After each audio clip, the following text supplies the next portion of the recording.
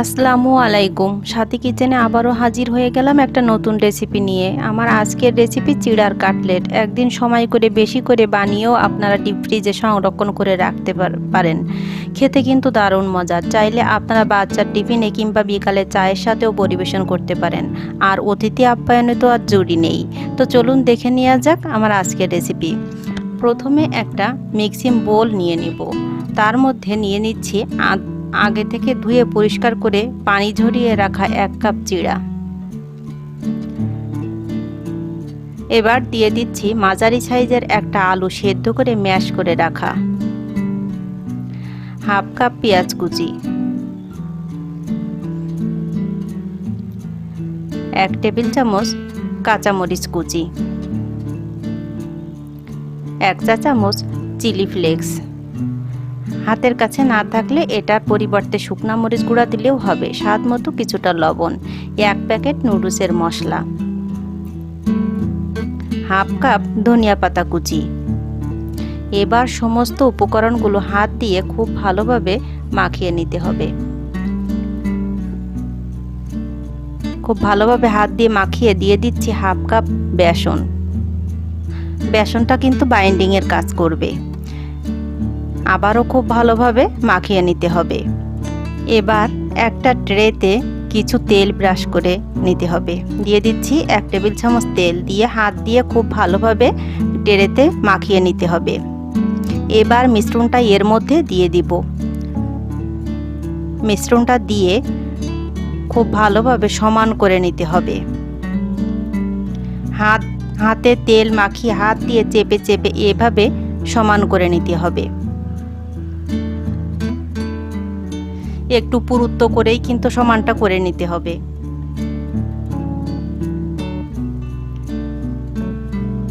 এই তো আমার সমান করা হয়ে গিয়েছে। এবার একটা ছুরিতে একটু তেল মাখিয়ে নিব, যাতে কাটতে গেলে আর ছুরিতে না লেগে থাকে।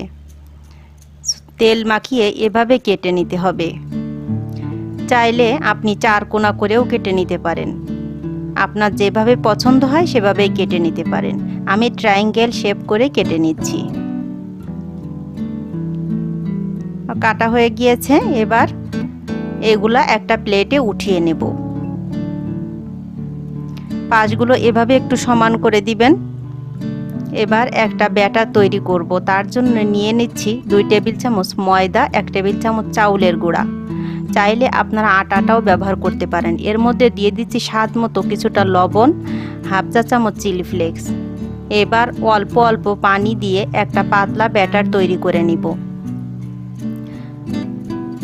একসঙ্গে বেশি পানি দেওয়া যাবে না, অল্প অল্প পানি দিতে হবে এবং এভাবে মাখাতে হবে।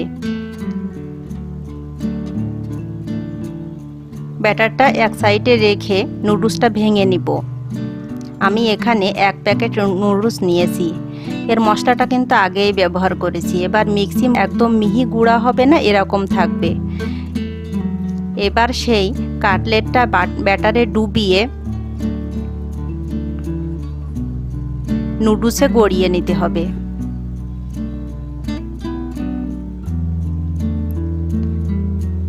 এভাবে আমি সব কাটলেটগুলো ব্যাটারে ডুবিয়ে নুডলসে গড়িয়ে নেব। এ পর্যায়ে কোনো এয়ারটাইট কন্টেনারে ভরে ডিপ ফ্রিজে সংরক্ষণ করতে পারেন। সব কাটলেটগুলো একইভাবে করে নিতে হবে। এবার চুলায় একটা প্যান বসিয়ে ভাজার জন্য দিয়ে দিচ্ছি পর্যাপ্ত পরিমাণ তেল। তেলটা গরম হয়ে আসলে কাটলেট দিয়ে দিব। এক সাইড হয়ে গেলে উল্টিয়ে অপর সাইড লাল করে ভেজে নিতে হবে। চুলার আঁচটা কিন্তু মিডিয়ামে থাকবে।